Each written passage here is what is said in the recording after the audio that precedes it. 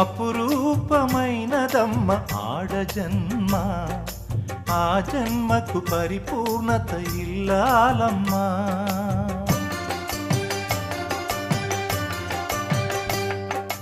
అపురూపమైనదమ్మ ఆడజన్మ, ఆ జన్మకు పరిపూర్ణత ఇల్లాలమ్మా.